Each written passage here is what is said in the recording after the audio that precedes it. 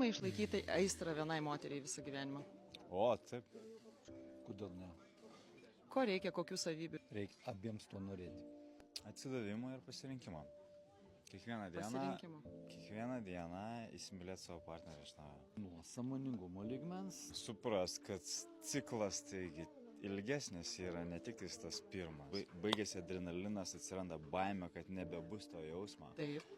Po kažkurio periodo, praėjus tas santykių fazės, atsiranda dar brandesnis jausmas. Dar netgi stipriau negu tie drugeliai.